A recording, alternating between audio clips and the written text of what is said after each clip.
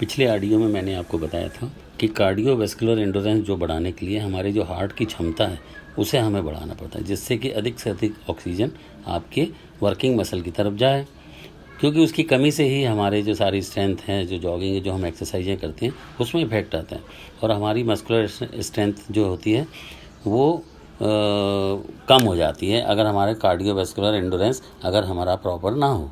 तो उसके लिए बहुत सारे टेस्ट होते हैं, इसे हम कार्डियोवैस्कुलर फिटनेस या एरोबिक फिटनेस भी कहते हैं।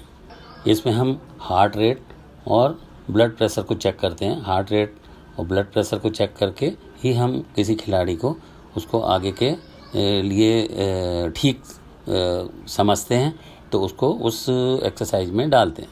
हार्ट रेट चेक करने के लिए हमें उसे पल्स को चेक करना पड़ता है, और पल्स कितनी देनी है ये हमको 220 जो हमारा साइंटिफिक एक एरिया है उसमें से हमको एज घटाकर उसकी पल्स रेट चेक करनी है कि हम किसी व्यक्ति को किस रेट पे कि उसको मीडियम लो हाई किस टाइप की ट्रेनिंग देनी है कार्डियो एंडोरेंस डेवलप करने के लिए, उसको हम चेक कर सकते हैं, निकाल सकते हैं उसके पल्स के द्वारा। जो हमारा मैक्सिमम हार्ट रेट होता है या रेस्टिंग हार्ट रेट होता है उसके मध्य में जो टारगेट हार्ट रेट है, जो हमें टारगेट देना है, उसको हम उसके पल्स से हार्ट से चेक कर सकते हैं। अगर ब्लड प्रेशर हाई या लो है तो उसको भी चेक कर सकते हैं, उसके द्वारा भी हम हार्ट मजबूत करने के लिए उसको कम ज़्यादा एक्सरसाइज करा सकते हैं। ट्रेडमिल, साइकिल, स्टेप टेस्ट आदि के द्वारा भी हम उसकी पल्स चेक करके, उनकी टाइमिंग चेक करके उसको उसका हार्ट कितना मजबूत है और उसको किस एक्सरसाइज को कितने समय के लिए किस प्रकार कराना है, ये जानकारी हमें ये कार्डियोवैस्कुलर जो एंडोरेंस है उससे पता चल जाती है। इस प्रकार हम उस व्यक्ति की या उसकी टाइप ऑफ बॉडी या उसकी एज या उसकी स्ट्रेंथ के हिसाब से हम उसको अगले जो एक्सरसाइज है उसमें हम उसको डाल सकते हैं, उसको समझा सकते हैं, उसको करा सकते हैं। सेकंड आता है कि मस्कुलर एंडोरेंस। मस्कुलर एंडोरेंस जो होता है हमारा जो मसल्स का जो थकान होती है जब हम कोई कार्य करते हैं तो उसको हम मसल एंडोरेंस कहते हैं। बिना थके काम करना, किसी कार्य को करने में मसल द्वारा लगाया गया फोर्स या बल जो बिना थके लगातार कितने रेपिटेशन या कॉन्ट्रैक्शन करता है, इसको हम मसल्स या मस्कुलर एंडोरेंस कहते हैं। इसमें भी बहुत सारे टेस्ट होते हैं जिनको हमें ज़रूरत पड़ती है कि उसका मसल्स, वो आदमी या वो व्यक्ति या वो खिलाड़ी या बॉडी बिल्डर किस प्रकार की ट्रेनिंग के लायक है, उसको किस प्रकार की रूटीन देनी है। जैसे स्ट्रेंथ नापनी हो तो 1 RM, और अगर एरोबिक करानी हो, एंडोरेंस चेक करना हो तो हम मूवमेंट द्वारा लाइट वेट के करके देखना पड़ता है कितनी बार कर सकता है, फिर पता चल जाता है कि वह कितना वजन उठा सकता है। उसे पुशअप, सिटअप्स या बेंच प्रेस में लाइट वेट से उसको मूवमेंट्स कराकर हम उसका टेस्ट कर सकते हैं कि उसका जो मस्कुलर एंडोरेंस है वो किस टाइप का है। मस्कुलर एंडोरेंस यानी मांसपेशियों की सहन क्षमता, लंबे समय तक मसल ना थके, बिना थके उनकी क्षमता बढ़ाना, उसके शरीर में लैक्टिक एसिड को दूर करने की क्षमता होना, उसके बगैर वह थक जाएगा। अगर वो कार्डियो भी करता है तो कार्डियो के बावजूद भी वो थक जाते हैं क्योंकि उसमें स्ट्रेंथ नहीं होती है। जैसे लंबी दौड़ी होती है 42 किलोमीटर जो मैराथन होती है, उस दौड़ में ही मसल के स्ट्रेंथ के साथ एंडोरेंस भी ज़रूरी होता है, फ्लेक्सिबिलिटी भी ज़रूरी है। हाई और लो इंटेंसिटी के साथ उसको काम कराया जाता है जिससे कि उसका मस्कुलर एंडोरेंस डेवलप हो सके।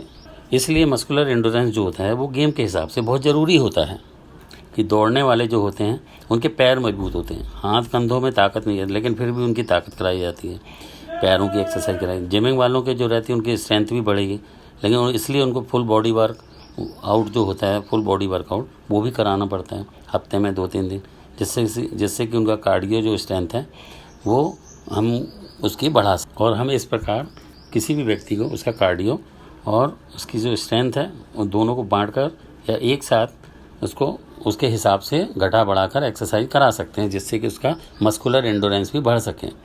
मस्कुलर एंडोरेंस से बोन डेंसिटी बढ़ती है और ऑस्टियोपोरोसिस में कमी आती है, मेटाबॉलिज्म बढ़ता है, बीपी लो रहता है, मेंटेन रहता है, और जो एलडीएल है वो कम हो जाता है और एचडीएल मेंटेन रहता है, एलडीएल आपके शरीर में बना रहता है।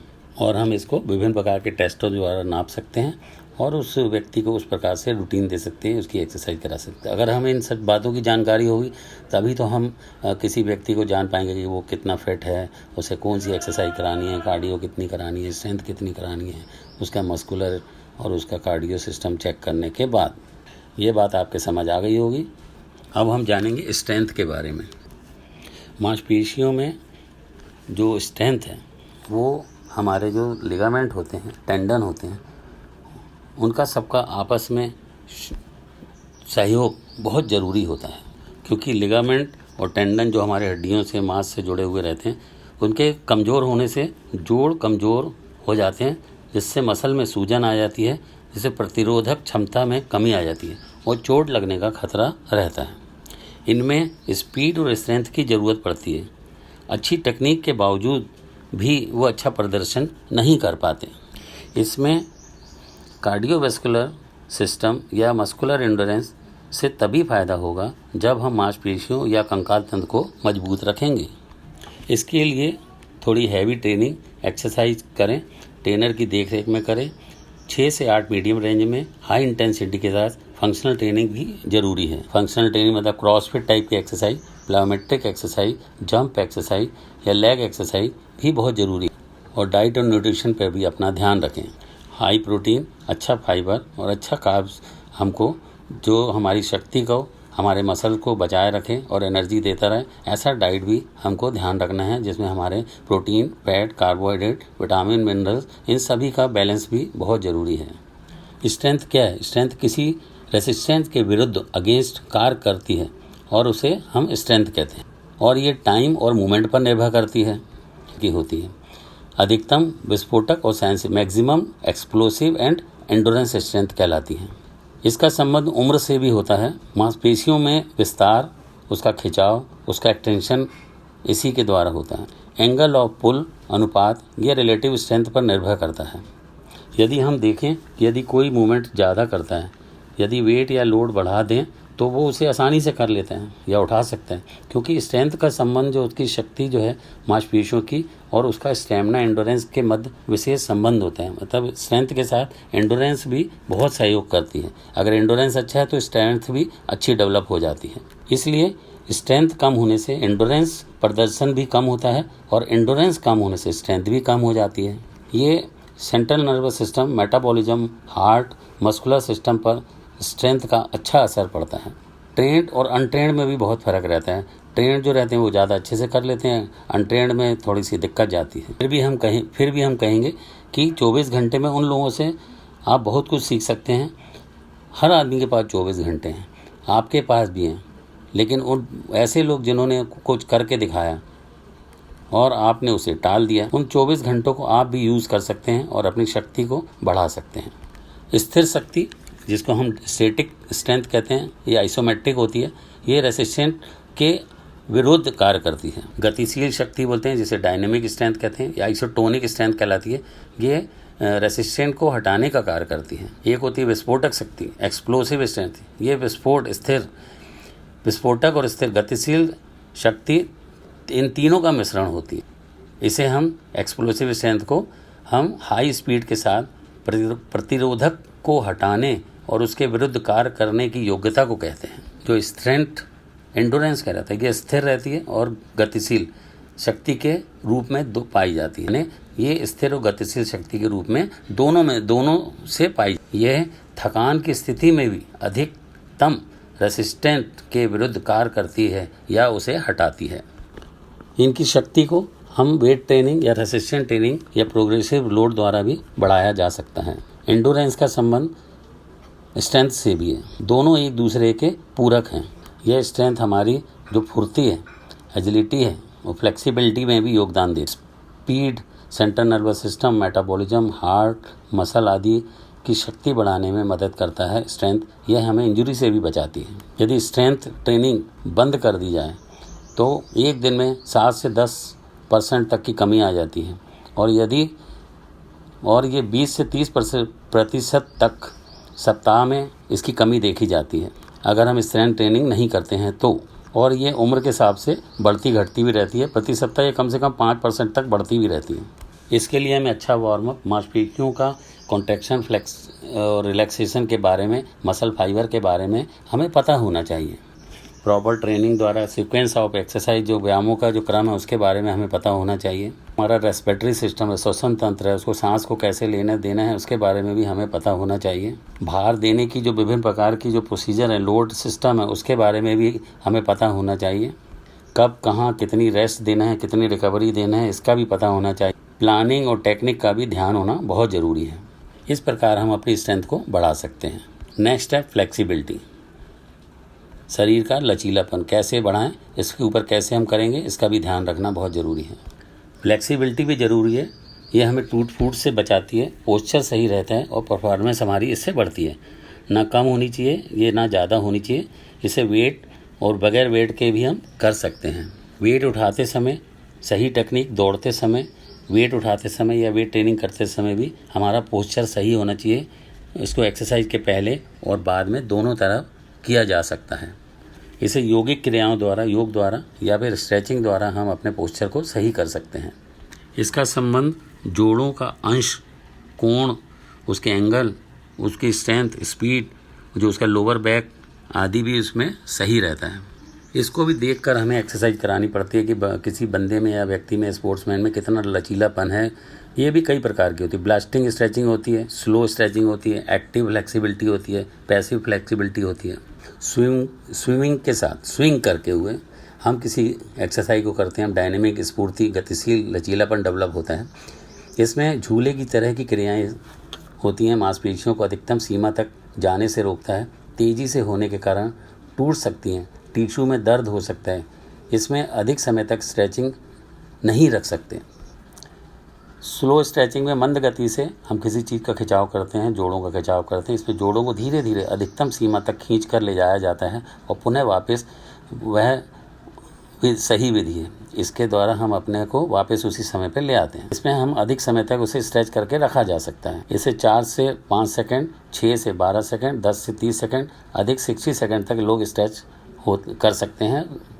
एक होता है एक्टिव फ्लेक्सिबिलिटी, क्रियाशील लचीलापन, बिना किसी बाह्य सहायता के स्ट्रेच करना। इसे बिना किसी सहायता के जोड़ों, मसल को स्ट्रेच करना, खिंचाव कम होता है। लिगामेंट की खिंचाव मांसपेशियों पर निर्भर करता है। यह एक मांसपेशी बल है। पैसिव फ्लेक्सिबिलिटी कहलाती है। यह किसी बाह्य सहायता के या किसी साथी की सहायता के साथ की जाती है। इसमें गुरुत्व बल काम करता है। एक होती है डायनेमिक, गतिशील फ्लेक्सिबिलिटी, ये दौड़ कूद में काम करती है। स्टैटिक फ्लेक्सिबिलिटी होती है जो हम खड़े होकर करते हैं, बैठ कर, लेट कर करते हैं। जनरल फ्लेक्सिबिलिटी भी होती है जो कंधे, कूल्हे आदि के जोड़ों के लिए होती है। स्पेसिफिक फ्लेक्सिबिलिटी होती है जो हम किसी गेम के हिसाब से करते हैं। इनके लिए भी बहुत से टेस्ट होते हैं, हर्डल्स होते हैं, हाइपर एक्सटेंशन एक्सरसाइज होती हैं, बॉक्सेस होते हैं और कंधे के ऊपर दीवार पे कुछ चिन्ह लगा के उसे जंपिंग की एक्सरसाइज कराई जाती है। स्ट्रेच कराया जाता है। Front, back, forward jump stretch कराकर आपको उससे द्वारा हम नाप सकते हैं। और ये सारी मसल स्केलेटल सिस्टम से जुड़ी होने के कारण ये पुलिंग पावर देती है, आजू बाजू ऊपर नीचे घूमने में मदद करती है। कोई हड्डी से मसल और कोई मसल से मसल जुड़ी रहती है। मसल फाइबर, टेंडन कहते हैं, ये आपस में एक दूसरे से जुड़े रहते हैं जो हमें पावर देते हैं, शक्ति देते हैं। फ्लेक्सिबिलिटी के द्वारा हम इनको उपयोग अपनी ट्रेनिंग में ला सकते हैं और बंदे को उसी हिसाब से एक्सरसाइज करा सकते हैं। इसके बगैर हमारी सारी फिटनेस जो है वो बेकार हो जाती है। ये ज़रूरी कंपोनेंट है। इसके बाद आता है आइडियल बॉडी कंपोजिशन।